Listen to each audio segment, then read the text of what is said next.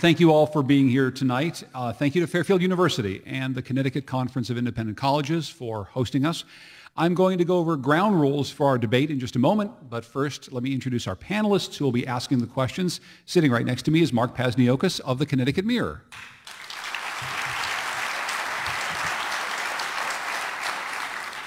Next to him is Vanessa Delatorre of Connecticut Public Radio.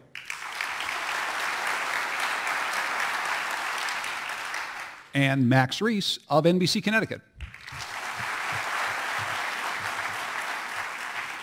And now let me bring up the candidates, and this is a perfect time for you to applaud for not only your candidate, but all the candidates. So let me welcome first David Stemerman.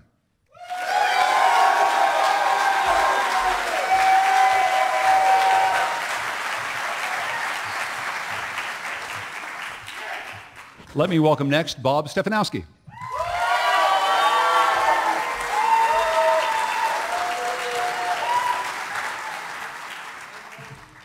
Steve Obstinik.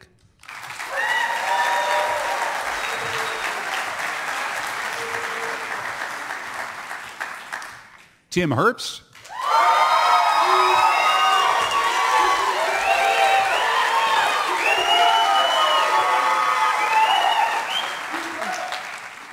And Mark Boughton.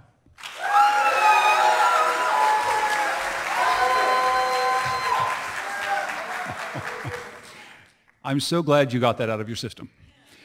The focus of tonight's debate is the Connecticut economy, but as we all know, there is a lot that goes into the economy, so expect a wide-ranging discussion of many topics of importance to our state. This is a cumulative time debate, so each candidate will have a total of 15 minutes of speaking time. At the end, each candidate will also have an additional 1 minute for a closing statement. My job is to keep the conversation moving along, and we will get a chance to hear from all the candidates about a wide range of issues and answering questions from all of our panelists. I'm going to make sure that each candidate has time to answer each question, but I'll just remind you, folks, that there is a cumulative clock running, so please be concise with your answers. If any candidate would like to rebut a statement made during any answer, you can just raise your hand, and I'll get to you, and I will make sure that I get to you as quickly as possible.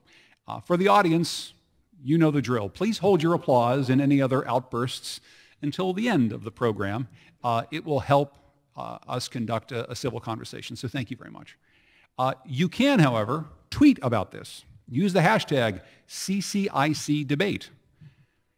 We seated the candidates in alphabetical order, and that's the order in which we'll be directing the questions. And the first question comes from Mark Pasniokis. Mark? So I thought we'd start off by asking you guys for a little guidance about how we should be reading all your multi-point plans on the economy, the budget, transportation. It was very famously said of Donald Trump that the media made the mistake of taking him literally but not seriously. So as a group, you guys promised to eliminate about half of Connecticut's taxes. You would give the state faster trains and less congested highways, but somehow would do it without asking taxpayers for an additional dime.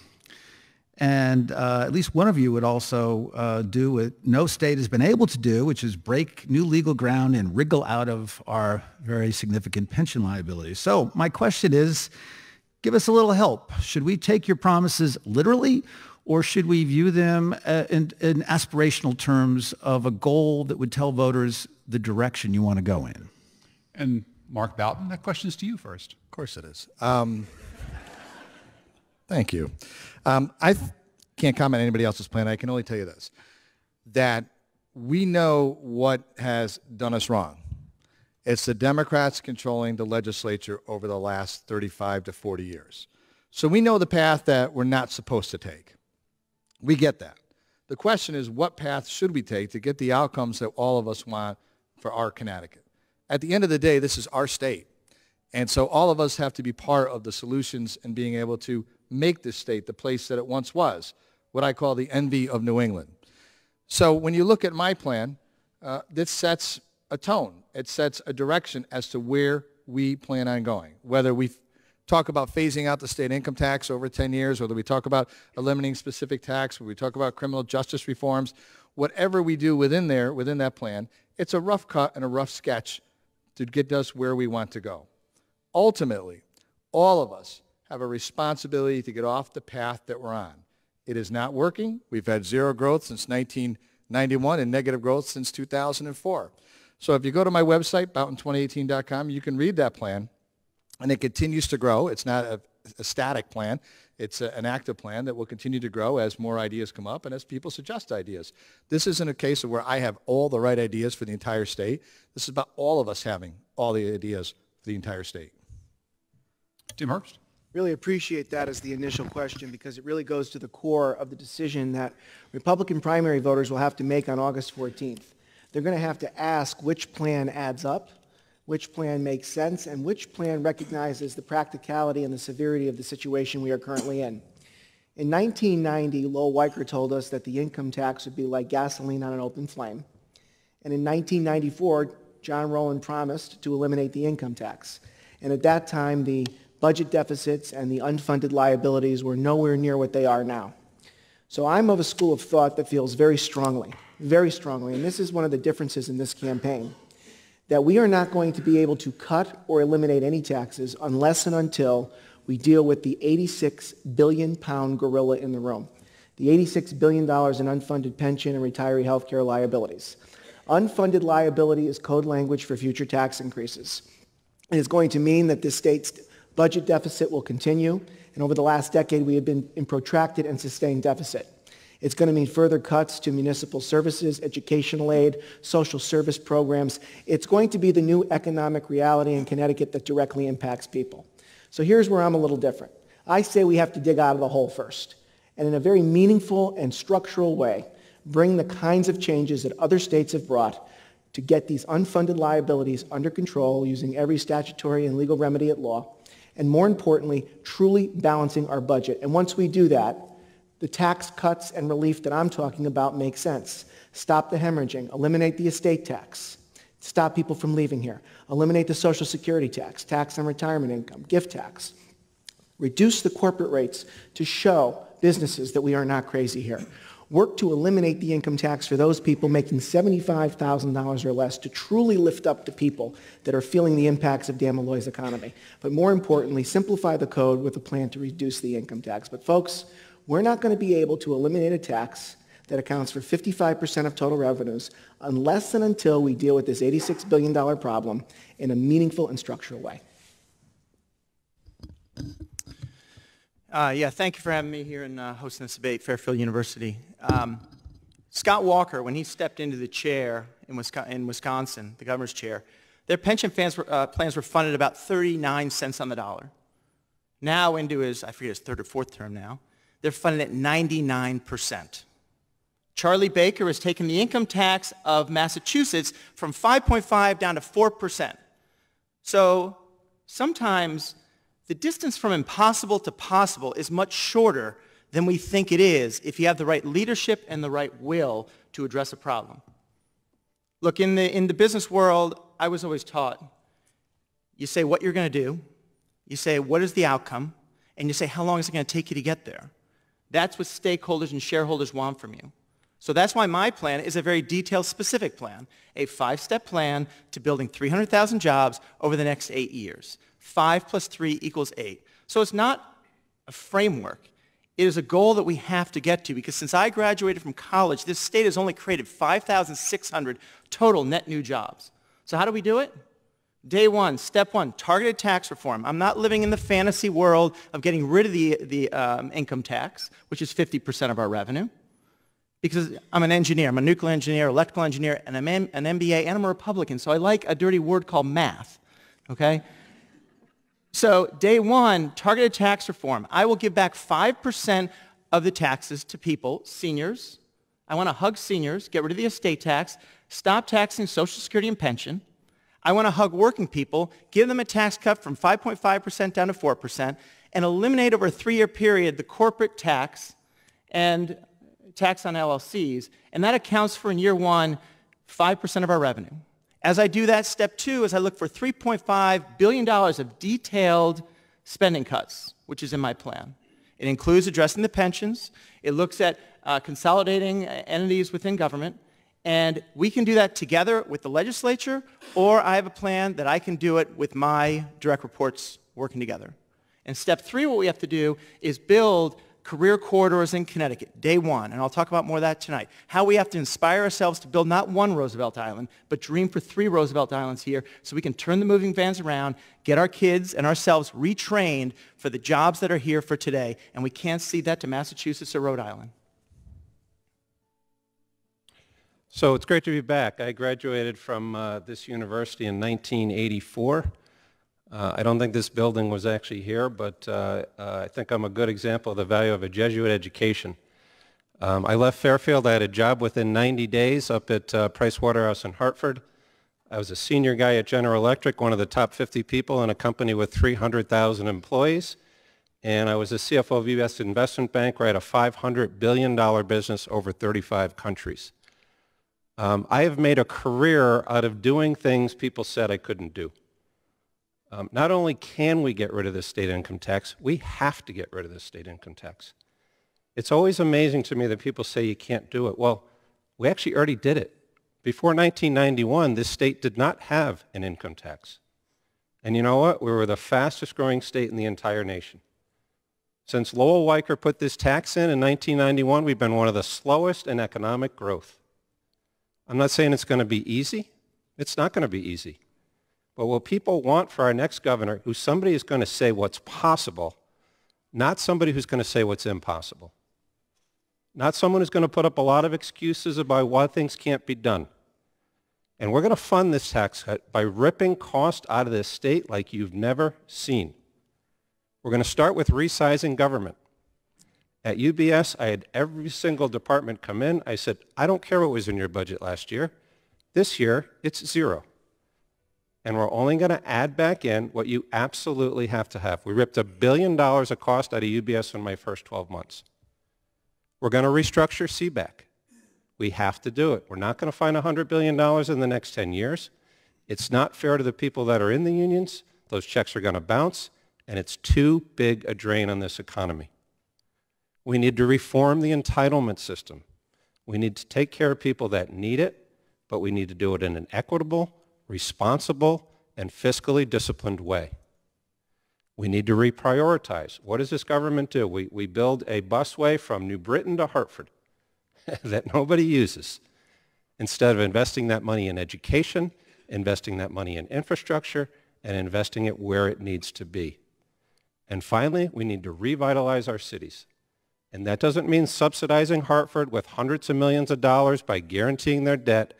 That means making the tough decisions about how we're going to get out of this fiscal problem in all of our big cities so that kids like my daughters, 24, 19, and 15, want to stay. So can we do it? Absolutely. We're going to rip cost out. We're going to use those cost savings to fund an elimination of the state income tax over 8 years. That's going to spur economic growth. That's going to drive jobs. That's going to stop the exodus of people out of this state. Florida has done it, budget surplus. Tennessee has done it, budget surplus. Texas has done it, budget surplus. Anyone who stands up here today and tells you can't do it isn't a true leader, doesn't have a vision, and doesn't have the experience to do it. We're absolutely going to do it for the state of Connecticut. Thank you. Mark, thanks very much for the question. Rather than going through a lot of the details of the plan, I want to get to the notion of what that question is about, which is, what should we make of a plan? What does it speak to you about your leadership style? I think there are 3 things that are important about your plan and how realistic it is that is important for what you're looking for in your next leader. The first one is it an honest and realistic plan? In any relationship that I've had, from my wife, and married for 20 years, to the business that I started, you need to begin with an honest set of facts, something that you believe that you can do. And that means a willingness to speak about what is possible, what is not possible, and to speak about the truth. This state has an extraordinary challenge ahead of it in these massive unfunded retirement liabilities. Where we began in outlining our plan, and I had an opportunity to sit down with you, Mark, and with Keith, and we talked about this challenge in great detail. And you raised some very important questions about what's legally possible, what's financially possible. And what I said to you at that time, and I say to you today, is there's nothing that I've put in that plan that I don't believe can be done and must be done. And so it's very important as we begin to discuss the challenges of our state that we speak about them honestly from a foundation of trust. The second thing is we need to have the details of how we could actually get them to work. One of the memories I have growing up of the movie The Candidate is Robert Redford, at the end of winning a Senate race, turns to his campaign manager and he says, "So what do we do now?"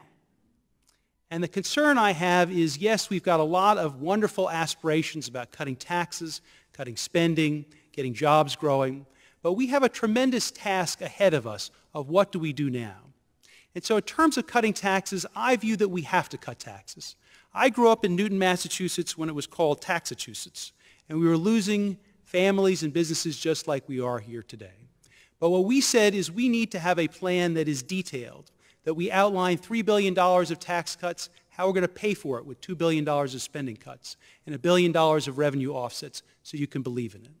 The last is what I think is critical is we need to have a plan that is aspirational, that's going to bring us together, that will not only win a primary but will win a general. And when we think about how we're going to attract people from all over the state, we have aspirations like getting our trains from New York City to Stanford in 30 minutes, Bridgeport in 45, and New Haven in 60. We have aspirations to make our schools and workforce the most productive on earth, and we've outlined the plans behind it. The last I'd say is if you don't believe me on it, I'm very pleased to have earned the endorsement of the Hartford Courant, the support of Kevin Rennie, who doesn't have a lot of positive things to say about much of anybody. And I'm very glad to have heard a few positive things that he had to say about us. And so I'm proud of the plan we've put up. You can see it on davidstemerman.com, our website. I look forward to discussing it in greater detail over the course of the evening. Barring any rebuttals that people want to make, I'll turn the next question to Vanessa De La Torre, who will ask the question first of Tim Herbst. Thanks, John. So Hartford was mentioned a little bit earlier. A city like Hartford has deep structural problems. There's housing segregation, poverty, debt, and a small tax base. Those are some of the issues. Hartford's also home to big companies that are important to Connecticut's economy. We all know that the state bailed out Hartford this year so the city wouldn't file for bankruptcy. But say you're the governor. Would you let the capital city go bankrupt? Well, I appreciate that question. I spent 4 years of my life as a student in Hartford at Trinity College.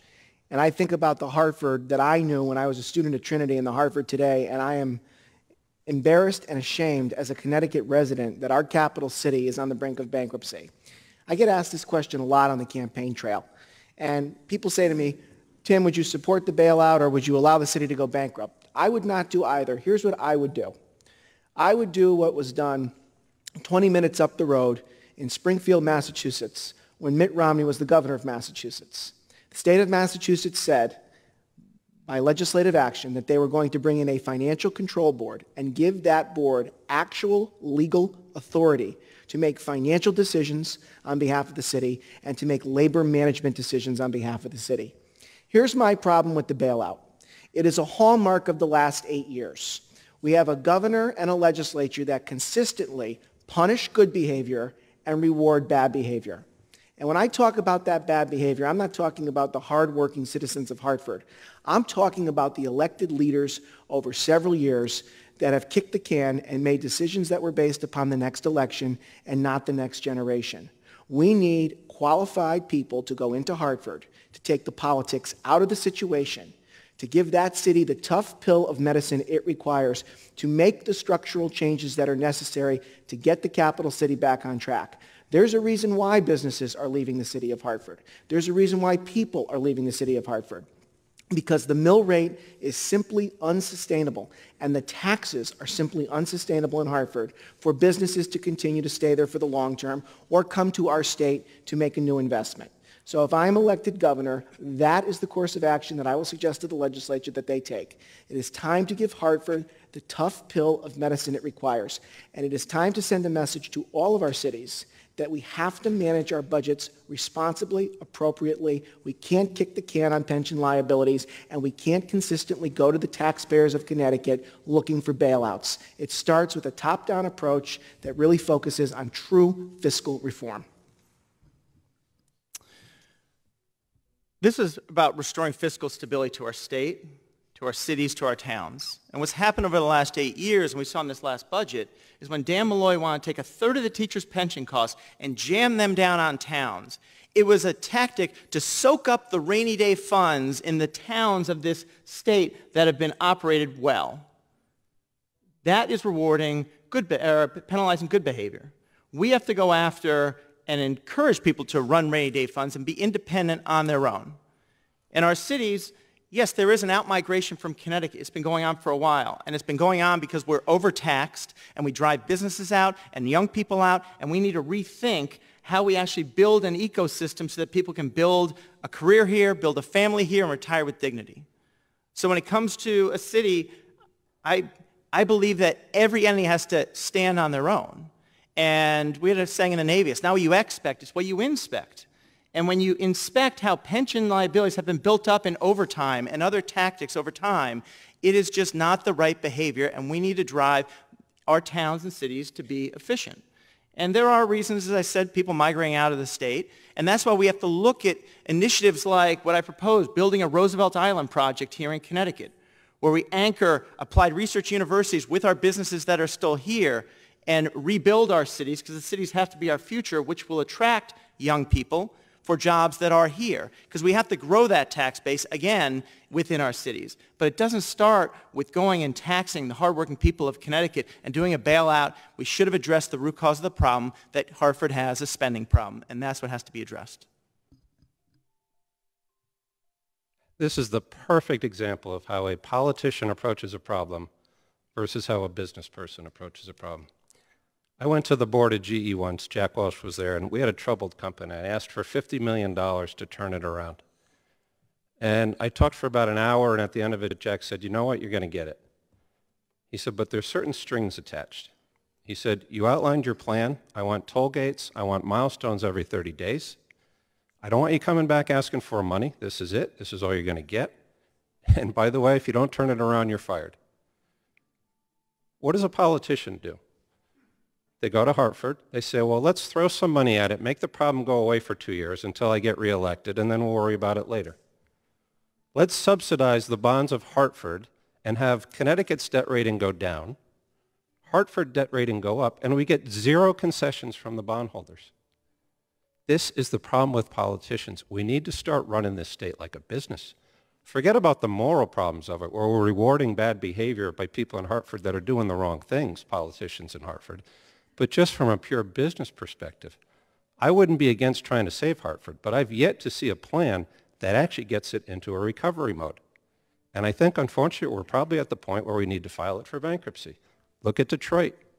It's coming out the other end. Our kids need vibrant cities, but the way to do it is not to throw good money after bad. And by the way, we better start looking at Hartford, Bridgeport, New Haven, and Waterbury, because any city with a mill rate of over 40 is essentially bankrupt.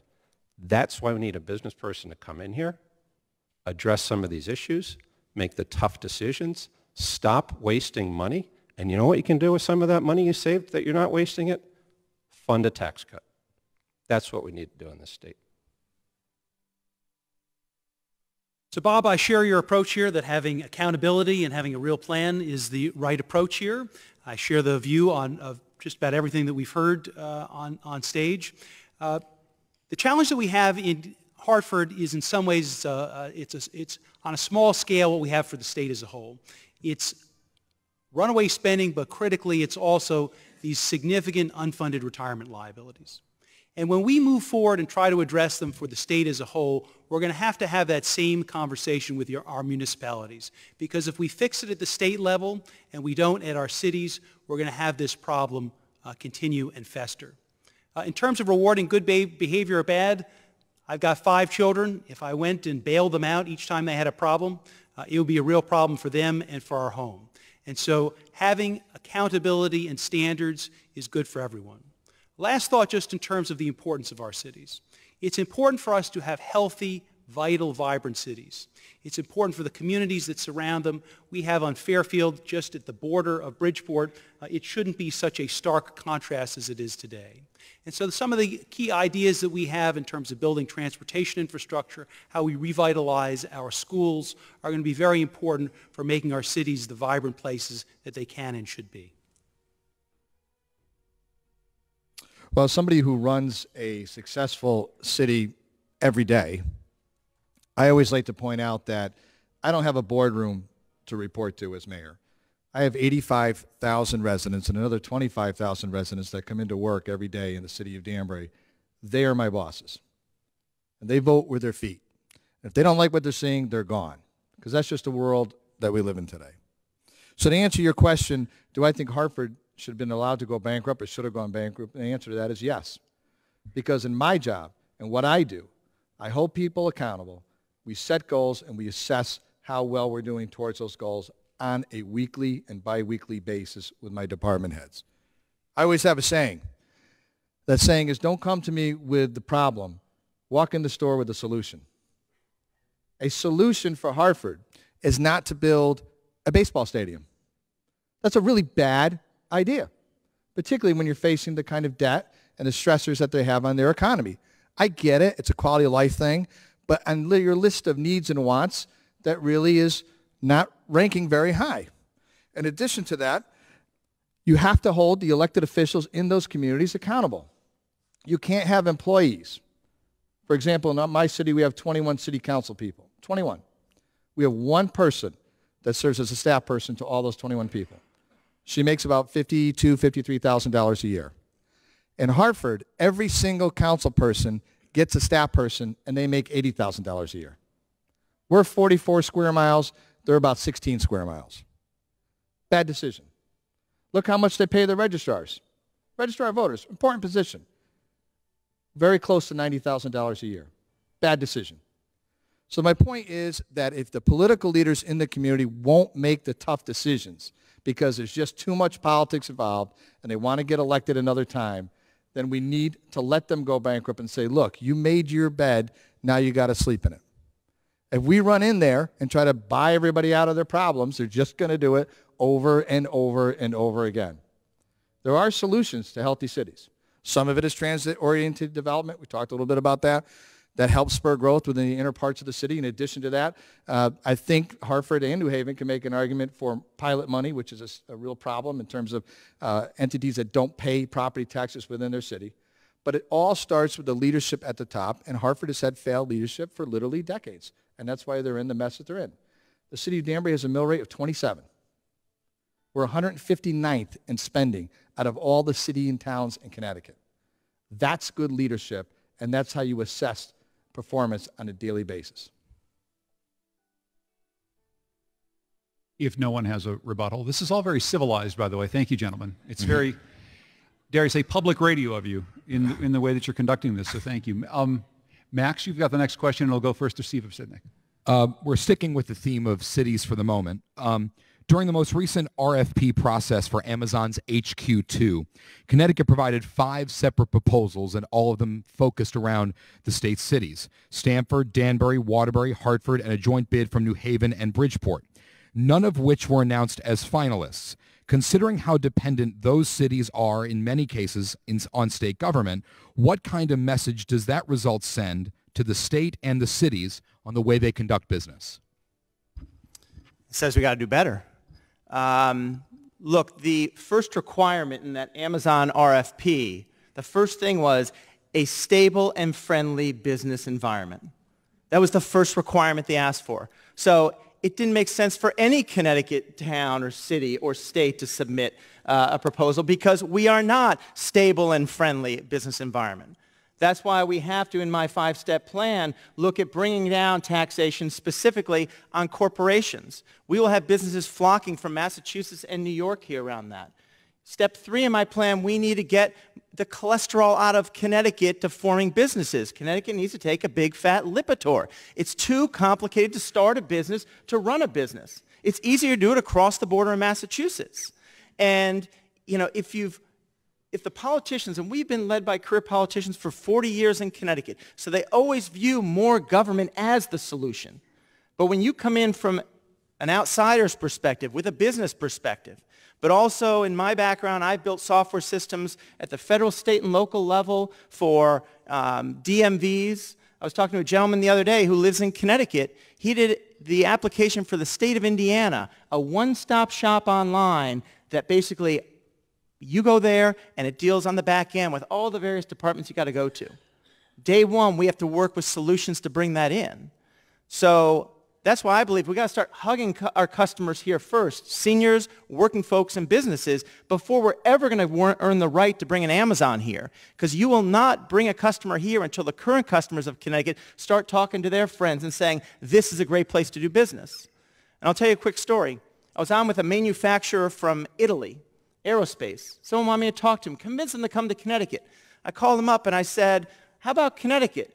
And he said, ABC. I said, what does that mean? He goes, anywhere but Connecticut. Now, if an Italian manufacturer is thinking that, we should be hugging our aerospace industry here, making them raving fans of Connecticut, so when that guy hears from someone in 2 or 3 years, he's going to want to come to Connecticut. I think the problem is it's not a fair fight. Amazon comes, they go up to Massachusetts, they meet with Charlie Baker. That's somebody who's actually run a business before. They come to Connecticut, who do they meet with? Dan Malloy. The guy's never had a job in his life. When the last meeting with GE, Dan Malloy came out just up the road to Fairfield to meet with Jeff Emo. Please, please, please stay. We don't want you to go. We love you. We spent a lot of time looking at you. He hands out a PowerPoint presentation. On the first page of the presentation is a picture of a jet engine. It's a Pratt & Whitney jet engine, not a GE jet engine. That's what we're dealing with in government, ladies and gentlemen. How do you expect to attract business when the CEO is meeting with someone that's never had a real job? It's not going to happen. Look at what Trump's done for this national economy. Somebody who knows how to negotiate. Somebody who knows how to put America first. Somebody who's actually worked in the real world. It's not a fair fight. I won't even get off on a tangent on how our tax policy and regulatory policy makes it impossible for anybody to come here anyway. But it starts with that first discussion. You got to have a business person on the other side of the table. It's just never going to happen without it. So Max, thanks for the question. This is a nice elaboration for what Mark asked earlier. Yeah, we all share the same outline of what we want to get accomplished. But again, let's go down to the details of how would you actually do it. So yeah, the situation for Amazon, very similar to GE. So I spent time talking with the guys at GE because we announced our campaign at Fairfield outside their headquarters. I wanted to understand what's going on here. And so they left because of these massive unfunded retirement liabilities that led to tax increase after tax increase. So if we're going to be on anyone's list of consideration, we need to have a detailed plan of how to resolve these retirement liabilities. On our plan on our website talks about we can't reform them, we must restructure them. And we have a very detailed plan where we talk about doing things here that are modeled after the private sector. Look at what happened to the big 3 auto companies after they went bankrupt. It was effectively a one-time buyout. I was just in Glastonbury with a person who works for Prudential Financial Services. The counterparty for the retirees for GM is now Prudential Financial Services. That's the model that we've outlined. It would be novel for state, but it has been done in the private sector. That's what we're proposing here. In terms of making our cities vibrant, having a transportation infrastructure is vital. So I spoke with the guys at GE. They said, you know, we can't get any millennials who live in the city to come work here because it takes just too long on the trains, and obviously the roads are a complete non-starter. So again, but what are you going to do about it? We have a plan to attract billions of dollars of private investment so that we can not just talk about it, we can do something about it. And the last piece is we need to have a workforce that is needed by these advanced companies. So for Amazon, you need people in programming. You need people with STEM skills. Our state is 27th in the country in per capita STEM graduates. We need to bring businesses and educators together. In Massachusetts, it's not just that they have business people there, they have a plan of what to do. And one of the things that those business people had a plan to do is to bring businesses and educators together. That is why from places like Springfield, you can go to work in a career in technical school as early as age 14. It is why you have in Cambridge, Massachusetts, a vibrant biotech industry. Again, what I ask for you is not just focusing on the headlines and the sound bites, focus on the details and the solutions. Thank you. As a city that participated in that process, I do have to tell you it was a good exercise for us to do an inventory, if you will, of all the positive things that we have in our city and in the surrounding greater Danbury area. So I have no regrets in participating in that. And I just want to tell you something. We did the entire PowerPoint video package that Amazon required. It cost us about $6,600. The state of Connecticut spent $60,000 on its video alone. So clearly, obviously, there's issues with terms of how them even be able to execute a presentation. But I will say also that you can't send the message that you're open for business when your rest stops are closed. People come into the state, the first thing they see is welcome to Connecticut. Sorry, rest stop's closed. So the message that we send each and every day is horrendous for those people that want to come here, stay here, invest here, or even engage in tourism here. And finally, I would say to you that if somehow we landed the great white whale of Amazon, my biggest fear was not the city of Danbury's permitting process, because we would have moved that through within a matter of months.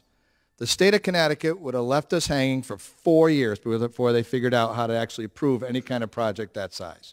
So permitting is a huge issue here in the state, and it's a huge issue for our companies when they decide whether or not to come here and whether they want to deal with the mounds and mounds of bureaucracy. That's why we proposed a one-stop permit center. So you can go where decision makers are and walk in with all of your particular plans and be able to get a response immediately from the state about what we're looking for. So you don't have to wait for years to get something done. And then finally, well, I believe we need a robust economic development outreach program, not just in Connecticut, but across the country and, of course, on a worldwide basis. Let's not forget our small and medium-sized businesses. That's where we see the greatest amount of job growth. They're the largest amount of employers, and they are the people that have been put off the most by the current economic business climate in the state. Let's invest in them. Let's partner with them. Let's help them create more jobs. One of the best things I ever did in the city of Danbury was create an innovation center where young people come down and develop and build businesses there and then go out on their own and rent space, because we invested in their ideas and their thoughts. That has made a difference and has employed people with viable jobs, and they've been able to go out and invest back into the community. The question you asked about Amazon reminds me about a tour I took about a year ago of a business in South Windsor that employs roughly 500 people. It's a good business. They treat their employees well. They want to stay here in Connecticut, but they're feeling the squeeze. Not only the high taxes, but the oppressive regulatory environment in our state that discourages entrepreneurs, job creators, and business owners to start a business and grow a business. And I asked them this question. I said, how many times have you spoken to somebody from the Department of Economic and Community Development? And they said once. I said, how many times have you spoken to the governor of the state of Connecticut? They said they had never had. And then I asked them, how many times have another governor from another state contacted you about coming to their state? And the business responded to me, Governor Charlie Baker has called us 3 times. And Mike Pence, when he was the governor of Indiana, running for vice president, found the time to call this business and ask them to come to Indiana. We have to stop playing prevent defense. We have to go on offense. And if we're going to attract businesses here and make Connecticut competitive, it's not only dealing with the unfunded pension liabilities and truly balancing our budget. It is reducing taxes. It is cutting spending. It is taking on the oppressive regulatory environment of the state, which causes ancillary costs and fees that are onerous on business owners and job creators. It's investing in infrastructure. Businesses aren't going to want to come here if their employees are going to be spending 3 hours a day going to and from work. Our roads, our highways, and our bridges are antiquated, and they are in need of massive overhaul and reform. We need to invest in our cities. We need transit-oriented development. We need to give our millennials cities that they want to live in. And quite frankly, with southwestern Connecticut being an economic engine for the rest of the state of Connecticut, we need commercial airport availability into southwestern Connecticut to offset where Bradley is located. We have to do these things because guess what? Charlie Baker is doing these things in Massachusetts, investing in infrastructure, cutting regulation, making taxes more affordable and competitive. That is what we have to do. But it's going to take somebody with the fortitude and the chops to go up to Hartford and say, we are turning the page, the last 8 years are in the rearview mirror, we're moving forward, and we're focusing on a new Connecticut. Thank you very much. And the next question is from Mark Pasniokis. The suburbs. You all have expressed a willingness, if not an eagerness, to show some tough love to Hartford. How about the suburbs? And what I'm talking about is the barriers to affordable housing and to integrated housing in the suburbs. Only 20 of Connecticut's 169 cities and towns allow multifamily housing, which, by the way, is defined as anything 3 or more units as a matter of right under zoning. 24 bar it outright, and the rest allow multifamily housing only by special permit. So there's a couple questions packed into that. Do you think that's a problem that, as governor, you need to tackle? And what would you consider as a solution? There was a proposal in the General Assembly that passed one house that would have put some pressure on these suburbs that don't allow any multifamily housing to change their zoning. So I think I'm first, right? I think you're first. Thank you for that. You live in a suburb. Go for it. So as part of this process running for governor, you get to a lot of different cities and towns. And I would tell you 95, 96% of the towns I visit do an infinitely better job of managing their finances than the city of Hartford does. And I believe in supply and demand. I believe in local autonomy. I think the best thing the next governor can do is to provide certainty to the towns, not ripping the ground under from them middle of the year and changing funding for education. We need to stop the unfunded mandates. We need to give the power back to the towns and cities to treat the people in their cities, in their towns, the best way they feel necessary. Mandates coming out of Hartford, quotas coming out of Hartford, I don't agree with. Like I said, most of these towns do an amazing job of managing themselves. Let them manage. Let them decide the answer to the problem. Can I just ask a quick follow-up, though? Does that mean, though, that in perpetuity, the problems of the cities will stay in the cities if the suburbs are not asked to bear some of the burden, perhaps, of, say, affordable housing? We talked about it earlier. I don't agree with rewarding bad behavior in the city of Hartford and pulling money out of towns to subsidize bad behavior. What I do think the answer is fundamentally changed economic policy in the state of Connecticut, which is lower taxes, lower corporate rates, bring jobs in, and that's going to help the city of Bridgeport as much as it's going to help the city of Greenwich. Fundamentally revising the tax policy to get this economy moving, which is why I'm going to get rid of the state income tax, reduce the corporate tax, and it's going to rise all the boats in this state. Thank you. My thoughts on this topic is broadly, I agree with Bob that having local control of these issues is generally the preferred approach. I think in addition, we're facing towns all over this state are facing increased financial pressure from a combination of 2 factors. The first is that we have a budget deficit that is constantly preventing us from providing the support to towns. As I go all around the state, I hear each year they don't know what kind of support they're going to get, and the rug is pulled out from under them at the last moment. In addition, these unfunded mandates are driving up the costs of doing business throughout our towns so that they don't have the ability to do what they need to do. And it's a problem that's quite broad. It's not only the towns, it's for providing social services all throughout the state. We need to get our house in order in a general sense that allows us, whether it be in our towns or in our nonprofits, to take care of those who are most vulnerable. Do you consider these zoning issues a problem in the suburbs, that the suburbs do not have to take on the same type of housing needs that the cities do? I do not. Thank you. Mark Boughton? I get it. Nobody wants to answer the question. I get it. We're sitting in Fairfield, surrounded by suburbs. People are afraid to stand up what they think is right. I understand. Look, for those communities that are willing to raise their hand and say, we want to participate in some way, large or small, in providing workforce housing or senior housing, which takes many different shapes, or even veterans housing, we ought to work with them and allow them to do that. I certainly don't want to disallow a community that has made choices about the kind of community they want to be in terms of zoning. I don't want the state coming in to override them. There should be a local decision made locally. But I've seen it happen and work very well. I've gone to my local COG, and we work closely, that's our Council of Governments, at being able to site specific housing around the region, not just in Danbury, to be able to take some of the pressure, some of the load off of Danbury, but do it in a way that's effective, that works, and that also helps people get closer to work to reduce congestion on the highways. Danbury's Main Street was just recently ranked as one of the top 10 main streets in the state of Connecticut this week. And the reason for that was because we've embraced market rate housing on our Main Street.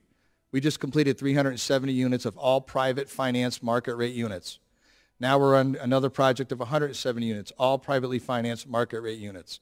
Those units host people that have discretionary disposable income to spend up and down our Main Street, and we see businesses starting up and flourishing and beginning.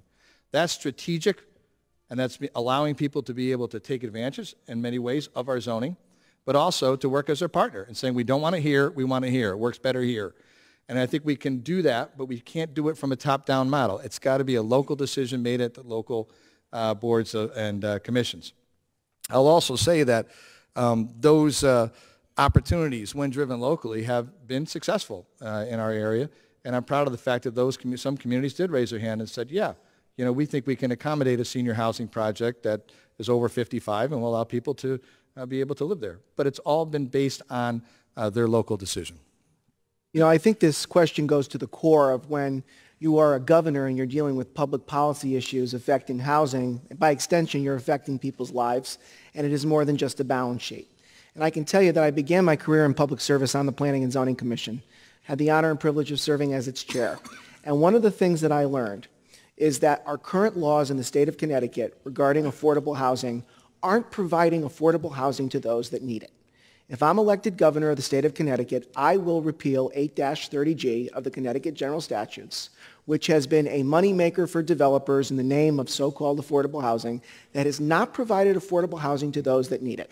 And instead, I'm going to insist that we tell our towns and cities in Connecticut that you come up with the plan that makes sense to provide affordable housing to millennials, affordable housing to people that are on fixed incomes, affordable housing to seniors that want to age in place. I found at the local level that we were able to do that, not only in multi-unit housing that gave our millennials an opportunity to save money to buy their starter home, but also 55 and older housing for our seniors. Let local governments come up with plans that make the best sense for their towns and cities. Defer to local control.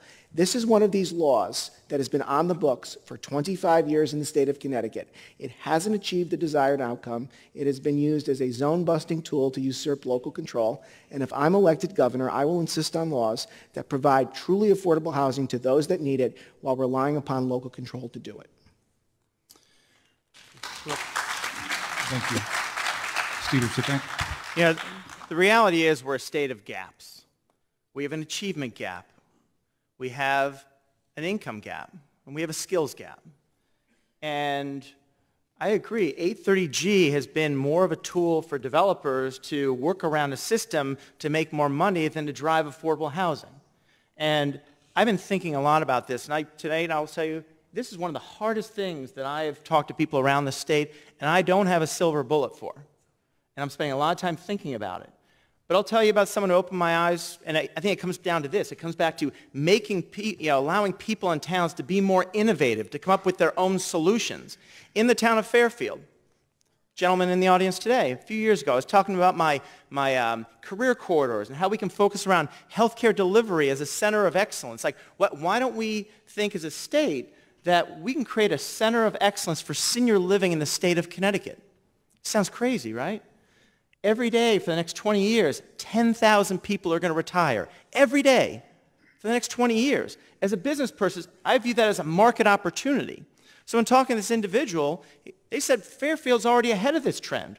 We're trying to create multiple family housing options for seniors to attract seniors into downtown Fairfield. We're rethinking transit so we can have seniors get around safely. How do we tie in lifelong learning with Fairfield University's Sacred Heart? Because in all of that, seniors are charitable, seniors pay taxes, seniors are a jobs project, employing home health aides and others. So we need to bring different innovation models, and that's been my background as a high-tech job creator, around trends of where this state is going, and ride these trends, and then find ways to drive innovation through people in Fairfield, and New Canaan's looking at this model, and Westport and other towns around here. Let's encourage creativity so we can attract models that allow for millennials and seniors and other folks across the spectrum of low income up to people who are empty nesters who want to downsize and stay in our communities.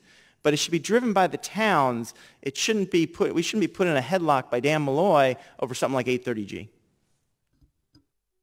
Thank you all for your answers. And Vanessa, you got the next question. So millennials, the workforce is getting older, and millennials don't seem all that impressed with what Connecticut has to offer. New York City and Boston get all the attention with their major sports and entertainment. Let's look ahead to 5 years from now. What investments or actions would you have taken as governor to convince millennials that our state is a fun place to work hard and play hard? And please be specific. Thanks. Sure. So not everyone can afford to live in Soho or Back Bay. And so what we've seen in this country is, yes, millennials prefer to live in an urban environment, but they also need to have a place that's affordable where they can start a family. And whether it is in New Haven or Norwalk, or whether it is in some of our more rural communities up in the northwestern part of our state, or even in the Groton area, there are places where you can get a start. What's important for them, though, is they need two things. One is they need the opportunity to get a good job. And so all that we've been talking about in terms of creating a better employment opportunity for the state as a whole is critical. People are leaving this state because they literally can't find a job. 2 out of the 3 graduates of Fairfield University are going to leave because they can't find a job here. The second thing is we need to do a much better job making sure that those millennials who are here have the skills that they need to make a transition to the workplace.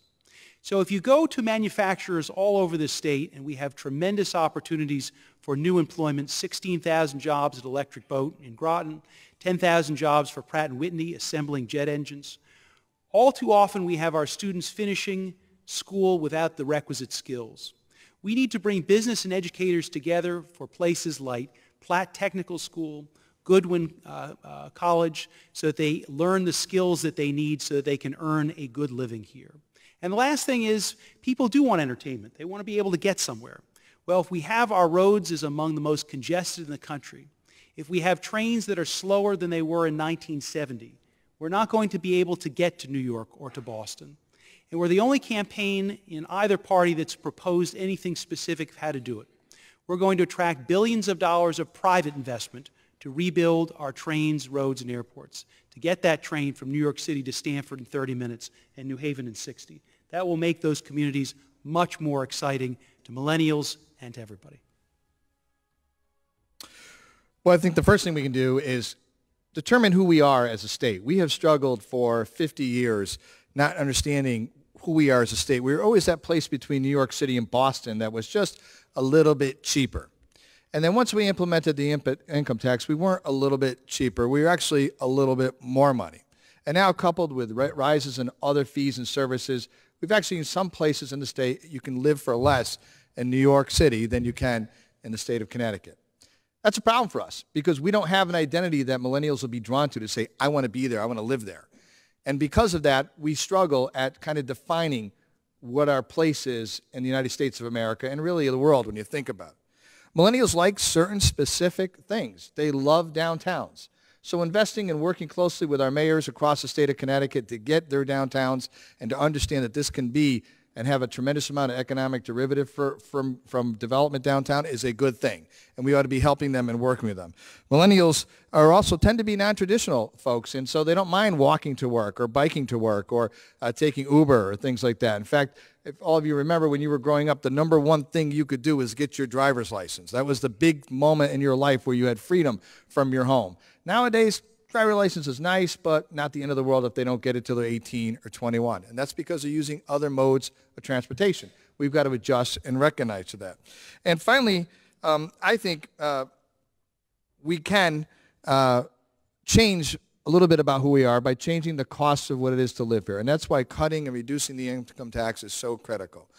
Young people who have their college degree from UConn or WestConn or wherever they went to are not going to stay in the state when they can't find a job, and the job that they do find pays less, and they're paying a tremendous amount of taxes, and if they happen to save some retirement money, that's going to be taxed to death as well. They're being recruited by states all over the United States of America, and they're not stupid, and they're leaving. We've got to be able to redevelop our tax structure, to say to the millennials, like any group of people coming through the pipeline, that we want you here, we want you to stay here, we want you to spend here. That's how we can grow our economy, and that's how we can grow the interior of our cities. You know, I recently learned that I'm right on the bubble of being a millennial. And Senator Linares and Mayor Stewart told me the other day that I was too old to be a millennial. They hurt my feelings. But in all seriousness, I think how we get millennials to stay here is I think that they need a young governor who understands what they're dealing with and the practicality of the struggles that they're facing every single day. So many millennials are coming out of college with degrees and no jobs to go to here in the state of Connecticut. They're buried in student loan debt. They're looking for housing that's affordable, that'll give them the opportunity to save and invest so they can get ahead. So I think they need a governor that understands what they're going through, because I share those same concerns.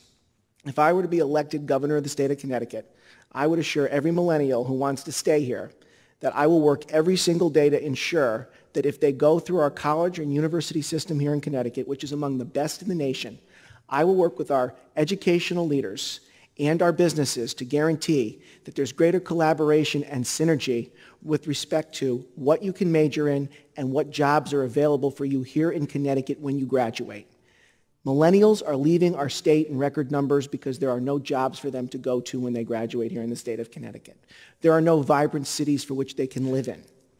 One of the things that I would suggest beyond reducing the tax burden, reducing utility costs, having transit-oriented development, investing in our cities where millennials want to live, the other thing that I would look to do is develop a tax policy that provides a credit on their state taxes if they have a certain level of student loan debt, to provide them the needed tax relief to help them pay down their student loans so they can afford to save money to buy a house, save money to invest back into our economy, and save money so they can realize opportunity like each and every one of us used to here in the state of Connecticut. That's what the next governor can do. And if we're going to get millennials to vote for us in this election, I would submit to you running on a platform offering a new generation of leadership to our state to fix the problems of the past will get millennials in our corner. So I moved out to the Silicon Valley when I was about 28 years old. California is not a low-cost, low-regulation state if you've ever been there. And why did I go out there? For the same reason that many millennials now go out to places like that. Because to work on a cool project, to have a potential to put some money in your pocket along the way and build a career to something that will take you farther down the road is not rocket science. But Connecticut doesn't have a low cost of living. It doesn't have the opportunities it used to have. So why stay in Connecticut? But let me paint two sides of what I see. I teach entrepreneurship and business at Sacred Heart University. Sorry, Fairfield, you. And I was teaching a class not long ago, 40 graduating seniors. At the beginning of that class, before I started lecturing, I said, raise your hand if you see yourself in Connecticut a year after graduation. Out of 40 people, one person raised her hand, and she was from Bethel. That's the downside. Well, let's talk about the upside, because Max Reese lives there. West Hartford. West Hartford is booming if you haven't been there. I mean, people are, it costs a lot to live there, restaurants, everything that we attribute with kind of millennial living. Why? Because Pratt & Whitney's hiring engineers, and the engineers want to live there. I encourage you to go there this weekend. It will make you feel good about Connecticut. It really will. So that's what I believe, what's so important to my 5-step plan to 300,000 jobs over 8 years, other than making it more affordable, making our government more efficient, making it easier to start a business, addressing education and infrastructure. Step 5 gets into, we've got to build a Roosevelt Island project like Bloomberg did in New York. My day one, other than those two things, targeted tax reforms and spending cuts, I will put out an RFP to ask what applied research university in Connecticut or outside Connecticut wants to come here to participate in building our Roosevelt Island project around either advanced manufacturing, finance and insurance, or healthcare delivery. And I will fight to build one, because what Bloomberg did was get Cornell to come from Ithaca, Technion to come from Israel, partner with Google, Facebook, and Uber. He put in $100 million. They brought $1 billion. It's called financial leverage. And in 6 years, they built 2.2 million square feet of a new city, hospital, residential, retail. That attracted millennials who get educated, and they live there now. This isn't rocket science, but we have to understand that cities are our future, and there are models out there that have made other cities successful. We just have to do what Hartford doesn't do, which is execute on things. So I do have to admit, I'm not even anywhere near close to being a millennial. I missed it by about 30 years. But I am an example of what Connecticut used to offer its young people. My mom and dad never went to school. My dad ran the scoreboard at the Yale Bowl for about 40 years. I like to tell people, I used to show people like Ned Lamont to his seat when I ushered on a Saturday afternoon at the Yale Bowl. But they valued an education. And I remember when my mom went back to work, it was World War III in our house, because the father was supposed to provide back in those days. And my mom said, I'm going to go and I'm going to save money for the kids' education. I went to the public schools in North Haven, and you know what? My parents put me through Fairfield without any loans. They put one of my sisters through Yale, another through Albertus Magnus, and another through UConn. I said earlier, within 3 months of graduating from this institution, I was working up in Hartford. I met my wife Amy there, Price Waterhouse. We used to go out to Whalers games. It was a vibrant city. The kids today do not have that opportunity. How are we going to keep millennials here? By creating the same opportunity that I had when I was growing up. And you know what it gets down to? I'm going to sound like a broken record, but fundamentally sound tax policy. The beginning of the end for this state was 1991 and that state income tax, out of control spending, which reduced the level of jobs, which brought the cities down. We need to get back to what this place was in 1984 when I graduated from Fairfield. We need someone with the experience, with the depth, and with the understanding of how to make this thing work, and it's exactly what I'm going to do when I'm your next governor. Thank you all very much. Max Reese has the next question. Thank you. That applause, I assume, was for me asking my question. The president of Fairfield University said in his opening remarks that just because a university has a private charter does not mean that it does not have a civic duty. Where do the state's private universities fit in when it comes to this economic future that each of you have described tonight? Mark Boughton, that's you. Listen, I think they have a tremendous value and tremendous economic input into our state. The fact that all of these are engines of an innovation and engines of creativity, and we ought to be encouraging more development here at Fairfield U, as well as at Sacred Heart and Quinnipiac and other schools throughout the state of Connecticut. We have got to be able to wrestle to the ground the cost of higher education. That's an issue for our young people. We've talked about millennials here tonight, but notwithstanding cost, this is a fine, wonderful institution, and certainly the state of Connecticut ought to be partnering with it. But I will tell you that until we're understanding the impact of tuition on families, and we are in a tuition bubble right now that will come crashing down upon us very soon, where people can't pay their loans back, won't be able to pay their loans back, choose not to pay their loans back, and what will happen is that fund of money will eventually go bankrupt as it's come precariously close before to doing that. So we've got to get the cost of accessing a university like this down, and I know we work through scholarships. I know that there's a scholarship program that's available that's been taken away from Fairfield. We ought to reopen that so all universities in the state of Connecticut can participate. These places are absolutely outstanding and certainly are a jewel in our crown of the state. I truly believe that the cost of higher education and the impact of students being able to repay student loan debt will become the next Great Recession unless we work with college university leaders and our government to make sure that every Connecticut student who is looking to obtain an education without mortgaging the rest of their future can achieve that reality. I firmly believe that our colleges, our independent colleges and universities, need to work with the government to recognize that we have to deal with this problem. But more importantly, it gets back to what I said earlier. We need to have greater collaboration between our colleges and universities and the businesses that are already here and businesses perhaps outside of Connecticut that we're trying to bring here. Better collaboration upon the skill set that those businesses are looking for that our educators can provide in the form of curriculum, whether it be in a 4-year education or 2-year education. When we talk about the affordability of achieving a 4-year degree, I will tell you, and I don't say this lightly, that our community college system is just as important to achieving those objectives as our 4-year institutions here in the state of Connecticut. I can't tell you how many families that I meet that have to send their kids to a 2-year community college so they can afford a 4-year education in the long term. We have got to find a way to get our costs of higher education down. We've got to find a way to rely more upon independent self-governance of our colleges and universities here in Connecticut. One thing that many of us agree with is that we need to eliminate the Board of Regents of higher education and allow those that govern their schools and universities govern best and come up with the strategies that work at each and every one of those schools. But you know what I think is great?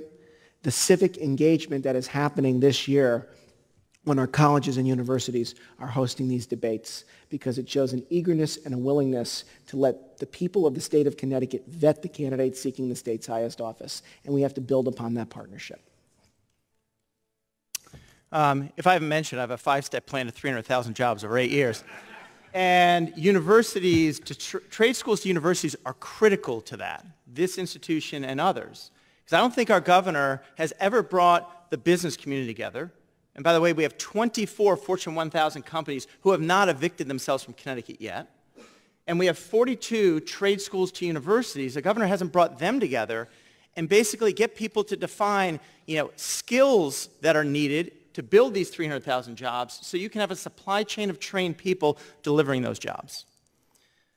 Let me talk about 2 things. One, jobs for the future. I was involved in starting That Woman Who May Talk to You in Your Pocket Siri. I apologize, she's not perfect. But what I've come to believe is that in the world of Google, knowledge isn't enough. Learning to do is what's important. As a kid in high school, as someone going to community college, and even a 50-year-old, it's all about learning to do. So I think what we have to talk to our universities and community colleges about how we create the doing of jobs. And we need to rely a lot more on apprenticeship programs than we have in the past. We only have about 7,000 people in an apprenticeship program, and most of it's on the trades. My plan has us focusing on building 50,000 apprenticeship programs around these Roosevelt Island projects. Now, how do we pay for it? It's a big problem. Once again, Rhode Island is running circles around us. They have a program called Rhode Island Promise. Through this program, you can get your associate's degree in community colleges, and they pull, for every $2.5 that they pull from Pell Grants, we pull $1. Why are they being more creative at basically getting the federal government to use Pell Grants to educate our kids, and our government's doing nothing? So we need a lot more innovation. We need different delivery models about how we can deliver skills to people at different levels, and we have to bring more innovation in. Governor Mitch Daniels in Indiana, he introduced a 3-year degree at the University of Purdue. You get out of school a year earlier. All parents would love that, right? So it's going to take an approach of knowing where the economy is going, having been in the industry of where technology is moving us, and then working with businesses and universities to make sure that we're delivering the skills from trade level up to applied research so we have a workforce here that's trained to build these 300,000 jobs.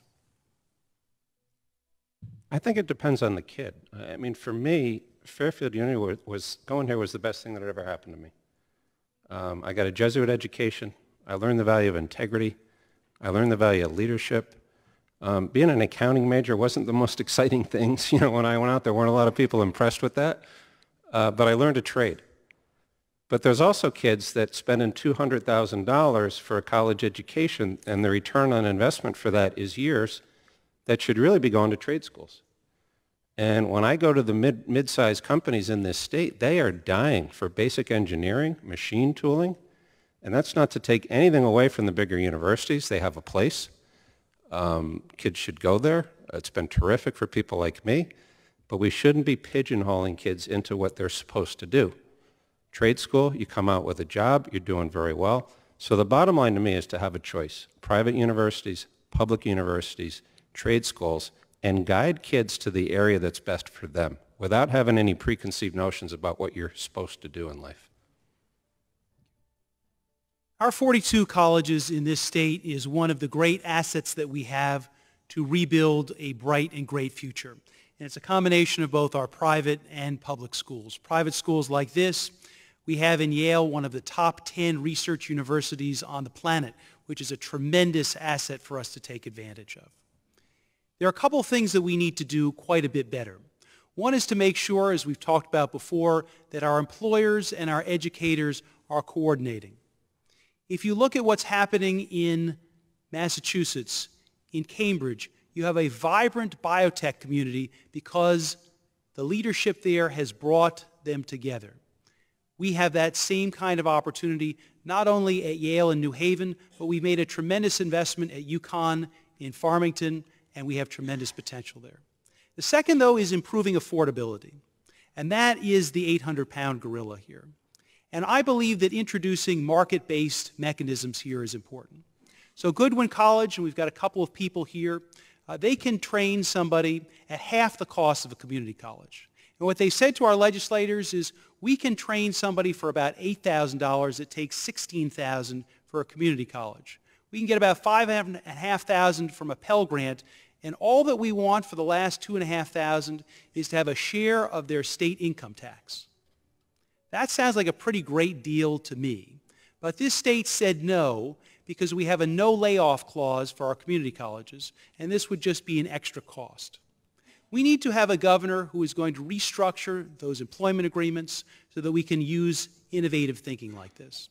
For Purdue, one of the other ideas they have there is instead of just having student debt, they have an income sharing agreement, which means that the school is at risk of whether its students graduate, whether its students get a job, and they get a job, they can earn enough money to then pay it back. It's that kind of innovative thinking, shared responsibility that we can bring to this state to take us to the next level.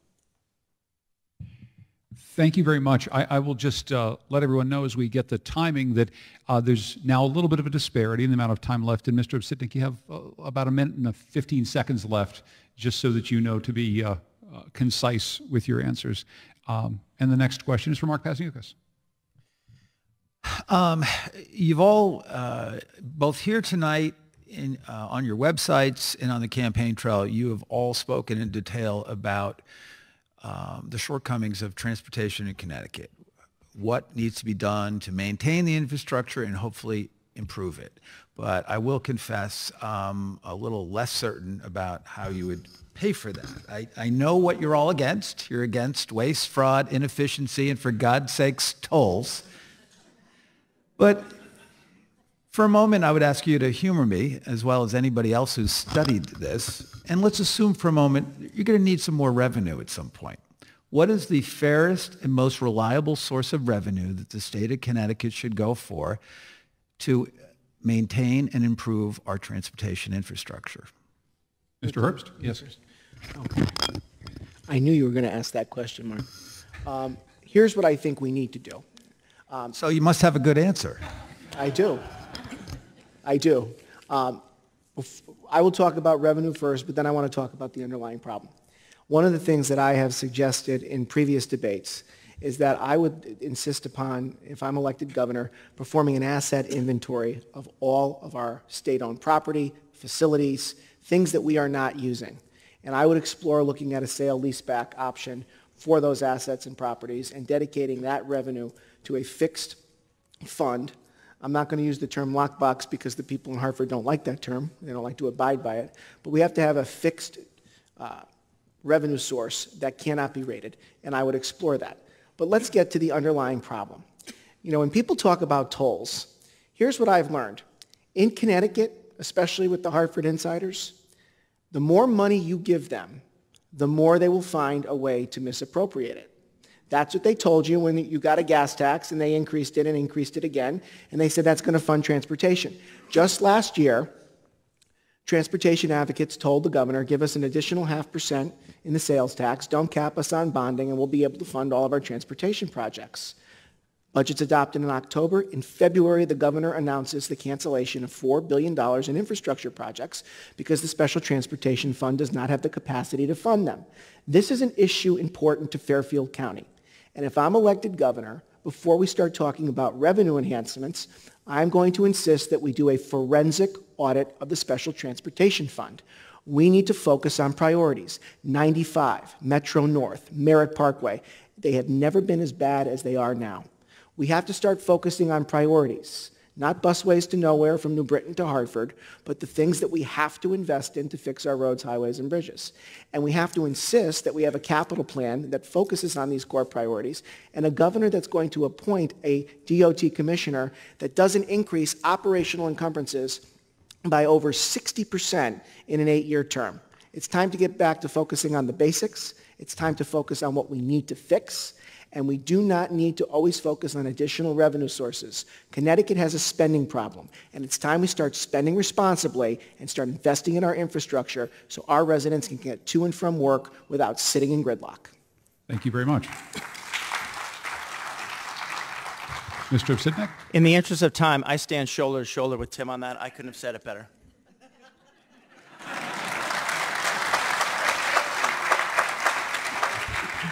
Give us a second to calculate that answer. Please, Mr. Stefanowski. Can I do a time check quick? Oh, good. Maybe I could sell some of my time back to Steve. Here we go.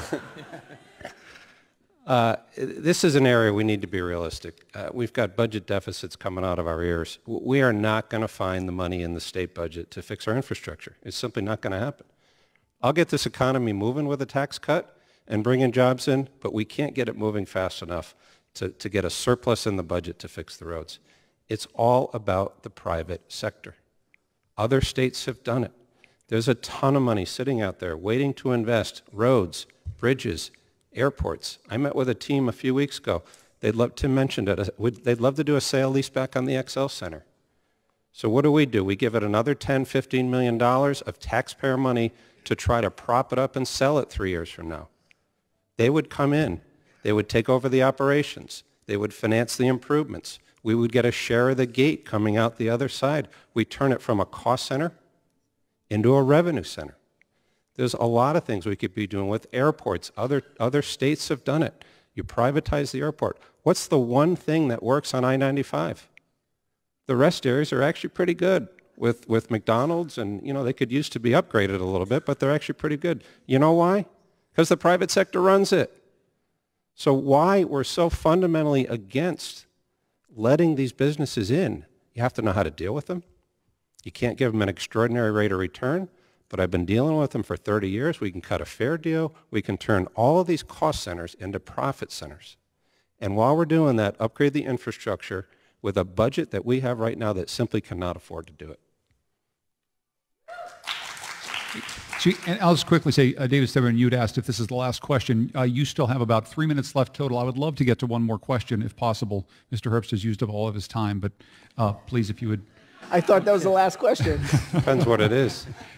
Not sure what to do about that, but. So on this topic, this is of critical importance to upgrade our transportation infrastructure. One of the competitive advantages for our state, and I think about this as a business person of what attracted families and businesses here, it's our location between New York and Boston, gateway to New England, that 600 miles of coastline. But it's only valuable if you can get here. And again, I hear a lot of headlines of, yeah, let's make it better, let's bring in private business. We have put out a 16-page proposal on our website, davidstemerman.com, about this issue. I've spoken with Governor Jeb Bush's key advisor in putting this place in Florida as they have rebuilt their transportation infrastructure. I spoke with the leading attorney at Skadden Arps who ran their practice, who worked in the Trump administration, about how we will do this. I've spoken with a person who's run tens of billions of dollars of transportation infrastructure fund that owns airports, roads, and trains all over the world. And so we know that this can be done. I've spoken with people in New York about how we would coordinate. These are the kinds of practical pieces of how we're going to do this that's going to go, again, from a soundbite to a solution. And I'm confident that with that kind of what we talk about outside-the-box leadership, that kind of detailed work, that in a place like Bridgeport, when we get the train from there to New York City in 45 minutes, when we add 1 or 2 lanes to 95, we reverse them during rush hour, and we turn Sikorsky into a major regional airport, this city is going to take off. Thank you. Thank you. Tim, I want to get this out because I've got it out at every single debate, so just jump on it when you get a second. I will strap my body across I-95 before I allow tolls to be put in there. And I will not let you hurt yourself. No tolls. All right. Look, just quickly, we have an issue of culture in the legislature. The General Assembly has a culture issue led by the Democrats where any money they get in, they will spend. And so what we've got to do first is change our culture.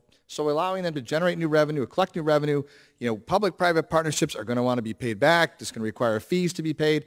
All that stuff can't happen unless we can have a sea change of culture change within the General Assembly. And the first thing we can do is take the costs out of the transportation fund that don't belong in there. For example, we fund TANF out of the transportation fund. We fund other things out of the transportation fund. So we have to have a clean fund to be able to understand exactly what we're funding. And then what we need to do is prioritize which projects should go first. And we can't do that alone. A governor can't do that alone. We need to re-implement the Transportation Strategy Board of business leaders across Connecticut that pick the projects and say that will have the biggest impact on our economy. Let's do that first. And not let's do an intersection way out in the corner of the state that gets 3 cars a day. Let's widen parts of 95. Let's widen parts of I-84. Let's speed up our trains. Let's do all those things that will get our economy going. So every decision that has to be made about which initiative will generate the most jobs. Thank you very much. We've got another question from Vanessa, and it's going to go to Steve Obstinik. And again, you've got about 1 minute and 10 seconds left. So many of you agree that Connecticut needs great public schools to attract young families and build talent for high-skilled jobs. At the same time, you want to cut spending and taxes that help support educational funding. Too many of our city students are already far behind and sit in classrooms with limited resources. How do you make sure that all students in Connecticut get a great education and not just the kids in the wealthier, mostly white suburbs? Yeah, important question.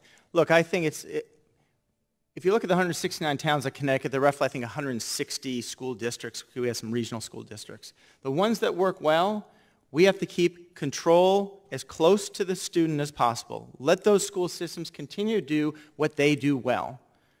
The ones that have a little more difficulty, I think we have to provide more oversight to make sure, what is it that they are delivering for the money that they're taking, because we cannot keep throwing more money at a problem that's not solving the solution. And the hardest thing I see here is that for kids who are going to a suburban school, we see how they tend to do well. Why are we going to keep spending more money on school systems where kids there pick really great parents but don't have the same level of service? We may need to go into looking at control boards that come in and look at education systems at a few towns, but it doesn't start with throwing more money at the problem. I go back to what I learned in the Navy. It's not what you expect, it's what you inspect. And we've got to do a lot more inspecting of a lot of our systems in Connecticut: education, transportation, welfare, and so forth. Thank you very much. I think it gets down to choice. I went to a public high school in North Haven. It was actually pretty good. There are some terrific charter schools out there. I was at Amistad Academy in New Haven last week. It's amazing what these programs are doing. Some of the magnet schools are very good. So I think it's about finding the right allocation of money. And in fairness to the towns, they have to have some certainty around their education budget. You can't go into a year and have the rug pulled out from you in the middle of the year. I also think we don't talk enough about the family influence on kids. If I got up at 7 a.m. and I had a bit of a sniffle, my mom kicked me where and said, get to school. And I think the family needs to be more involved. We need to provide more choice. We need to invite the private sector in, because 99 times out of 100, the private sector is better at running something than the government is. But it's all about having different options for different kids and leaving that autonomy to the towns to manage, not dictating it out of Hartford. Can I just ask you, because you have a little bit of time left, what does private sector education look like in public schools? What does that look like in your mind? Well, there's some very good charter schools, that come in and provide the right curriculum. Some of them are focused on certain areas, but we need to start looking at all areas. Look at the Department of Motor Vehicles. That's classic Exhibit A of how the public sector is horrible at running something. There's a cottage industry now. You show up early, you get a ticket, and then you sell it to somebody later in the day for 20 bucks on the way out. That's the perfect example of how the private sector would be infinitely, I may start doing it myself. I'm just kidding. Perfect example. Bring the private sector in. With about 45 seconds left, is it fair to say that educating students in an urban school district isn't like going to the DMV, that it's different? Isn't like what? It isn't like going to the DMV. I mean, these are two very different things. Educating kids. It's very different, but the disciplines pay for performance, outcome-based teaching. All of those things from the private sector would be well utilized in our schools right now. The disciplines, the similar disciplines apply. Thank you, sir. So in this area, as in others, I'd look to see what's worked elsewhere.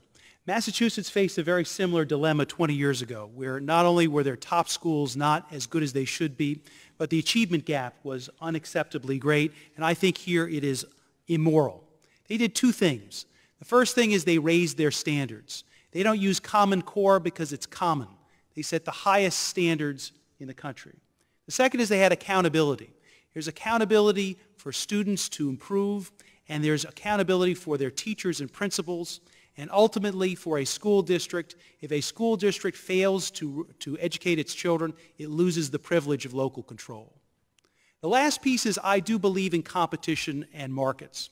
And so I believe in what's called a student-centered funding formula, which means within a public school district, the same resources should go to a school, whether it's the local neighborhood school, a charter, a magnet, a career and technical school, and every family should be given a voice and a choice of where they go to school. And so those schools that do a wonderful job, like Amistad Academy, will get more students and grow, and those that are not serving our children either will need to do a better job or will close. Thank you, sir. I have a master's degree in educational psychology. I taught high school for 14 years, and it's interesting because I never saw a bad student. I saw bad parents. I saw bad institutional structures, bad decisions made, bad teachers, bad guidance counselors, you pick it. But I never saw a bad student. So if we start off with the fundamental belief that every child should be willing and ready to learn, we could just do some very basic things that will get better outcomes. One, we stay out of successful districts. They're already doing that. Why get involved with them and be involved with what they're doing at the local level? Two, we got to improve competition in the education marketplace. Danbury is putting in its first charter school, and we're excited about the outcomes that they're going to achieve there. Three, we've got to make sure that our graduates come out ready to work. This is a huge problem where somebody may be academically very smart, but simply can't function in the workplace because they didn't learn things like come early, stay late, do what the boss tells you to do, those kinds of things. Those are basic skills, but critically important in developing your workforce. And one of the best things that we did in Danbury is we have a proposal that we're still working on to allow access to high-speed internet for every home in our city for $15 a month. 1 gig up and 1 gig down.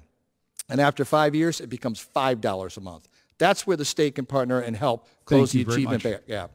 Thank you, sir. I will say that the candidates did an exceptional job of timing out all of their answers. Mr. Stefanowski, you have 37 seconds left, which you can either continue to use for 37 seconds or you can donate back to Fairfield University. What a move. What a move. How about if I sing, can I sing a quick song, our alma mater? If you know the alma mater, people look tired. please, I'm going to donate feel it. free. I'm going to donate it. You donate it. Thank you very much. We have time then for 1-minute closing statements from each of the candidates, and we'll start once again with Mark Boughton. Thank you, and thank you, Fairfield U, for having this event. It's my honor and privilege to be here. We started off this discussion this evening, talking about being the envy of New England. That's what we used to be. Under a Boughton administration, when we're done, we will once again be the envy of New England. Being an elected official is vastly different than running a business or running an organization. You have to answer to 3.2 million people every day, try to bring people together to solve the problems that face our state and bring a consensus amongst our legislature. That's work, and I'm excited to begin to work tomorrow to do that. We've got profound plans on our website. I ask that you go there and check them out, and certainly look forward to earning your support on August 14th, where we're going to be the envy of New England.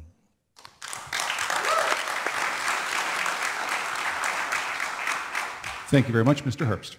After 8 years of failed leadership, one thing I know is that our state needs a fighter to go to Hartford to turn things around. I did that in Trumbull, balancing 8 budgets, reducing taxes twice, reforming a broken pension system, upgrading a credit rating, investing in a nationally ranked school system that has been the envy of not only this region, but the state of Connecticut. We need to change the way we're doing business in Hartford, but we're not going to do that by sending the same people back to sit in different chairs. During the course of this campaign, I have talked about one word which will determine the choice that you will make next Tuesday, and that word is trust. Who can Republican primary voters trust to not only prosecute the campaign against Ned Lamont, which will lead us to victory in November, but who can Republican primary voters trust to act like a Republican and govern like a Republican come January of 2019? I did not find my value system in a poll or focus group. With me, what you see is what you get. And if you choose me to be your nominee next Tuesday, I will work honestly without fear or favor to do what is right for all of the people of Connecticut. Thank you.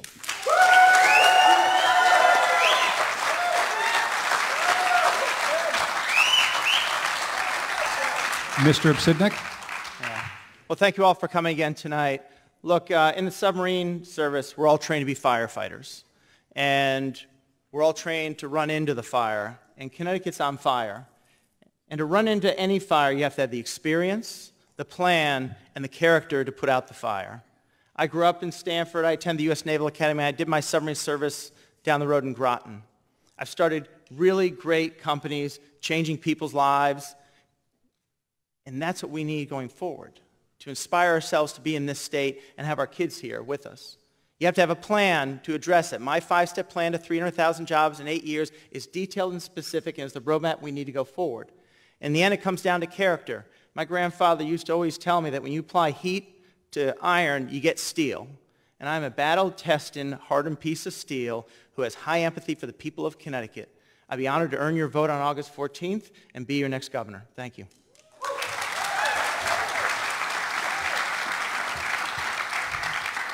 Mr. Stefanowski? So thanks for listening tonight. It's good to be back home.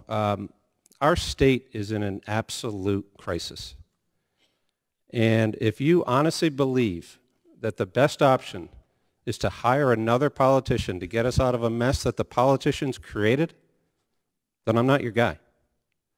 What I am is I'm the only person on either side of the aisle that's run an organization anywhere near the size of the state of Connecticut. I'm a business person.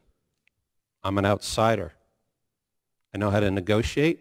I know how to take out cost. I know how to build alliances. And I know how to deliver on a plan. I will rip cost out of this state budget like you've never seen in your life. And we'll use those cost savings to get rid of the income tax and to stimulate economic growth and bring our state back to what it used to be. But we all need to rally together. We need to get a majority in the House. We need to get a majority in the Senate. We need to beat Ned Lamont, or God help us, Joe Ganim. Thank you very much. And we need to turn this state around. Thank you for your attention. Thank you very much.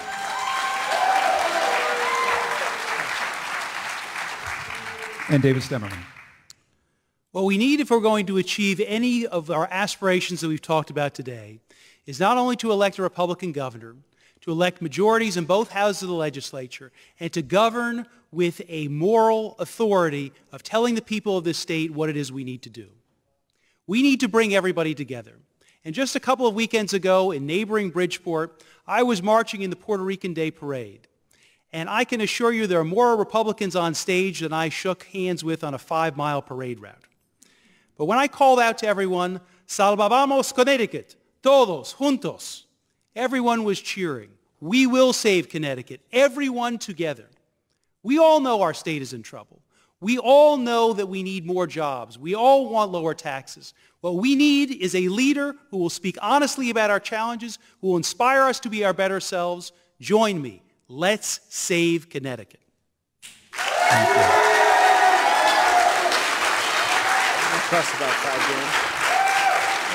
And And with that, we end our debate. I want to thank Fairfield University and CCIC for putting on this event. I want to thank you for being a lovely audience. Please go out and vote next week. I want to thank our candidates, Mark Boughton, Tim Herbst, Steve Obstinik, Bob Stefanowski, and David Stemerman. A nice round of applause for them. And to our panelists, good night.